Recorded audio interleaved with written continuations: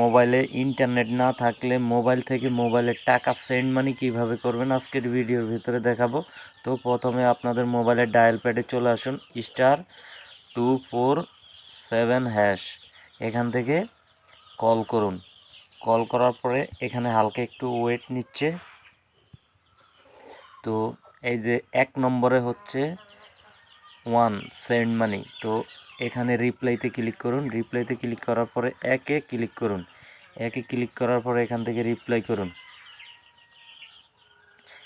এখন এখানে inter receive বিকাশ account number, তো এখান থেকে আপনারা 018545770, তো রিপ্লাই করে দিবেন হচ্ছে 30 সেকেন্ডের ভিতরে কিন্তু নাম্বার রিপ্লাই দিতে হবে, ঠিক আছে, নাহলে হবে না। এটার অ্যামাউন্ট, তো এখান থেকে অ্যামাউন্টটা বসাতে হবে, ঠিক আছে। তো যেহেতু আমি 1000 টাকা সেন্ড করব, তো রিপ্লাই, এখান থেকে রিপ্লাইতে ক্লিক করবেন। ক্লিক করার পরে আবার রিপ্লাই দিবেন। এখানে রেফারেন্স যে কোনো একটা দিলে সারবে, ঠিক আছে।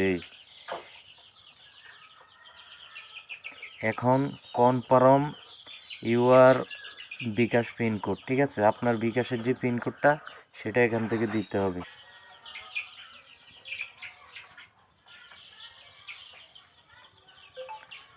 তো ভিউয়ার্স দেখছেন সাকসেসফুলি এখন টাকা সেন্ডিং হয়ে গেছে।